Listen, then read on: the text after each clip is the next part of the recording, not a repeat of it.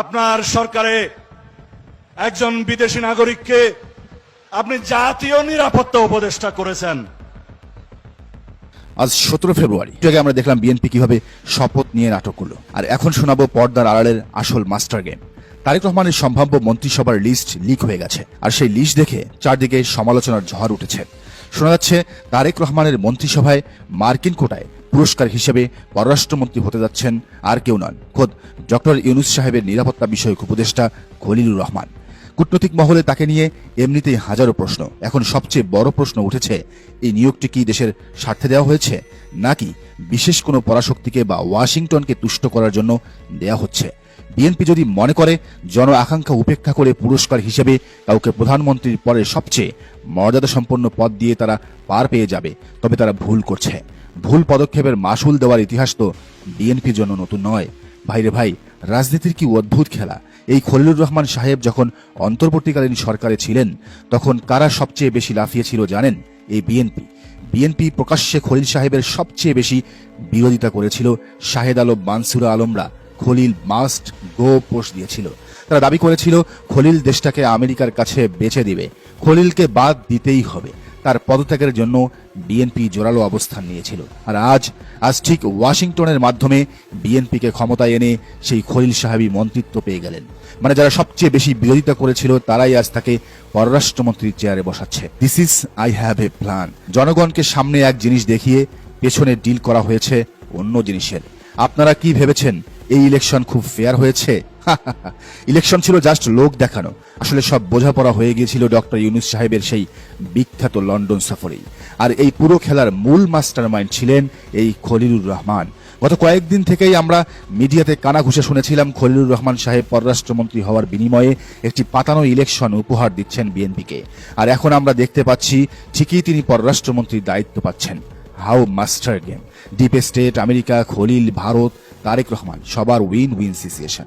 মাঝখান থেকে বাস খেলো শুধু সাধারণ জনগণ আর জুলাইয়ের বিপ্লবীরা। খলিল তো পররাষ্ট্রমন্ত্রী হলেন, এবার আসুন আরেকজনের কথায়। বছর জুড়ে খলিল সাহেবের পাশাপাশি আরেকজনকে নিয়ে বিএনপি সবচেয়ে বেশি আপত্তি তুলেছিল। তিনি হলেন নাসিমুল গনি। বলা হয়েছিল নাসিমুল গনি থাকলে নাকি দেশে নিরপেক্ষ নির্বাচন হবে না, আর নির্বাচন শেষ হতে না হতেই ম্যাজিক। সেই নাসিমুল গনিকে নিয়ে এখন কোনো আপত্তি নেই।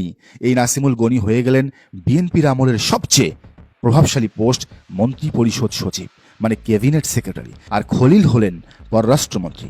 বিএনপি দেখিয়ে দিয়েছে গুপ্ত রাজনীতি কাকে বলে। সামনে গালি দাও, পেছনে কোলাকুলি করো। আর এই খেলায় সফলভাবে জনগণকে ধোঁকা দিয়ে তারা ক্ষমতার মসনদে চলে গেল। অন্তর্বর্তীকালীন সরকারের সময় অনলাইনে কি ভয়ঙ্কর যুদ্ধটাই না দেখেছি আমরা। খলিলের পক্ষে সাফাই গাইছিলেন পিনাকি ভট্টাচার্য, আর খলিলের চরম বিপক্ষে ছিলেন জুলকারনাইন সাহেব। এই দুই ইনফ্লুয়েন্সার মিলে সাধারণ মানুষকে চরম কনফিউশনে ফেলে দিয়েছিলেন। এখন মনে হচ্ছে এই পুরো ছায়াযুদ্ধটাই ছিল স্ক্রিপ্টেড। মানুষকে বিভ্রান্ত করার জন্য এক একজন এক এক সাইড নিয়েছিলেন। সবার চোখে তখন মনে হচ্ছিল খলিল বুঝি জামায়াত বা এনসিপির লোক। কিন্তু আজ নির্বাচনের পর রেজাল্ট কি দাঁড়ালো? খলিল আজ বুক ফুলিয়ে প্রমাণ করলো সে আপাদমস্তক একজন বিএনপির এজেন্ডা বাস্তবায়নকারী। নইলে কি তাকে তারেক রহমান পররাষ্ট্রমন্ত্রী বানান? এই পুরো গেমের সবচেয়ে বড় লসটা কার হয়েছে জানেন? জামায়াতে ইসলামী। জামাত নীতি, আদর্শ আর সততা নিয়ে পড়েছিল, আর ওদিকে সংস্কার বিরোধী বিএনপি ঠিকই ডিপ স্টেট এবং আমেরিকার দালালি করা লোকদেরকে দিয়ে জামাতকে ল্যাং মেরে দিয়েছে। জামাত ভেবেছিল খলিল বা গনি হয়তো নিরপেক্ষ, কিন্তু গুপ্ত রাজনীতিতে সেরা হলো মূলত বিএনপি। জামাতের উচিত এখন নীতিকতার পাশাপাশি বিএনপির কাছ থেকে এই গুপ্ত রাজনীতিটা শেখা, পলিটিক্যাল মেকানিজম শেখা, নইলে বারবার এভাবে ল্যাং খেয়ে যেতেই হবে। গত কয়েক বছর ধরে আমরা সোশ্যাল মিডিয়ায় একটা শব্দ খুব শুনেছি, গুপ্ত শিবির। কেউ একটু দাড়ি রাখলেই বা ইসলাম নিয়ে কথা বললেই শাহবাগীরা ট্যাগ দিত গুপ্ত শিবির। কিন্তু আজকের পর থেকে এই শব্দ বাতিল। এখন থেকে আর গুপ্ত শিবির বলবেন না, এখন থেকে চারদিকে শুধু খুঁজবেন গুপ্ত বিএনপি। যাকে দেখবেন বিএনপির সবচেয়ে বেশি সমালোচনা করছে, বুঝবেন সেই হয়তো সবচেয়ে বড় গুপ্ত বিএনপি। খলিলুর রহমান তার সবচেয়ে বড় প্রমাণ। যে খলিলকে বিএনপির প্রকাশ্যে সবাই গালি দিত, সেই খলিল আজ তাদের পররাষ্ট্রমন্ত্রী। এবার চরম বাস্তবতায় আসে। এই খলিল সাহেবরা খেলাতে সফলভাবে জনগণকে ধোঁকা দিয়ে আজ মন্ত্রিত্ব পেয়ে গেলেন। কিন্তু এর মূল্য কি? মূল্য হলো জুলাইয়ের সেই 2000 শহীদের রক্ত, যাদের বিনিময়ে, যাদের রক্তে পাড়া দিয়ে এই অন্তর্বর্তীকালীন সরকারকে ক্ষমতায় বসানো হয়েছিল।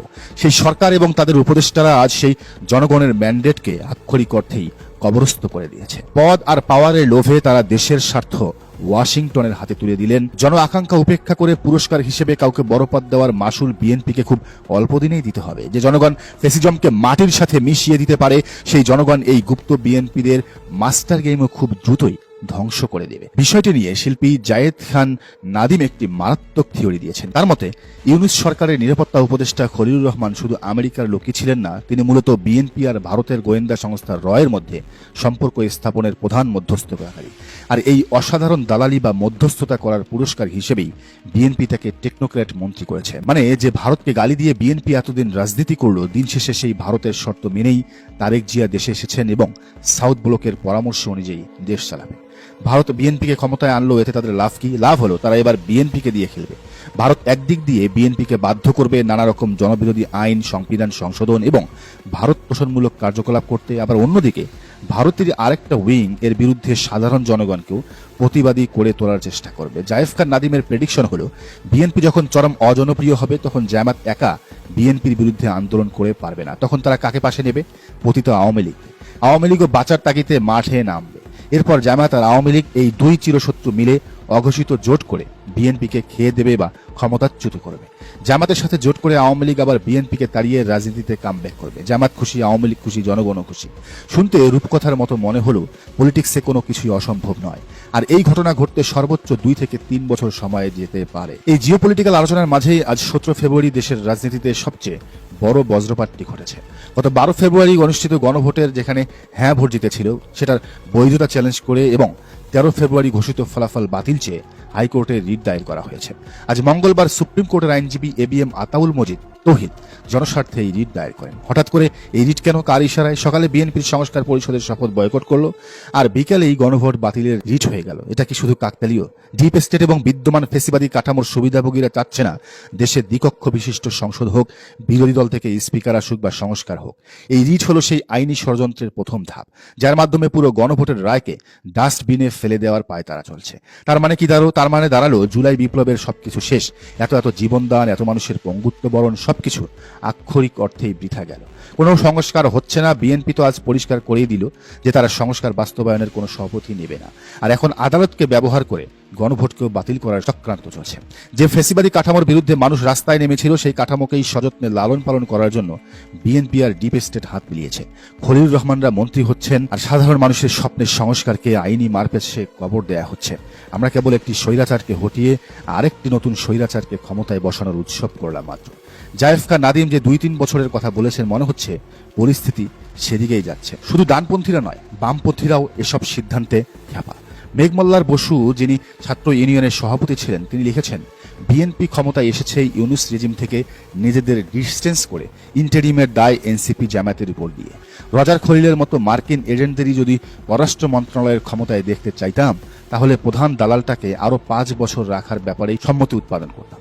রজার খলিলের নিয়োগটা আমরা দেখে রাখলাম, সময় মতো হিসাব নেওয়া হবে। দিল্লি না পিন্ডি বলে ওয়াশিংটনের ঘেটুদের দিয়ে দেশ চালাবেন। তার মানে প্রথম আন্দোলনটা মার্কিন বাণিজ্য চুক্তি নিয়েই করতে হবে জনগণকে। Thank you BNP. তো দর্শক, এই বিষয়টিকে আপনি কিভাবে দেখছেন জানান মন্তব্যের ঘরে। আর এই চ্যানেলে নতুন হলে অবশ্যই সাবস্ক্রাইব করুন এবং বেল আইকনটি বাজিয়ে রাখুন।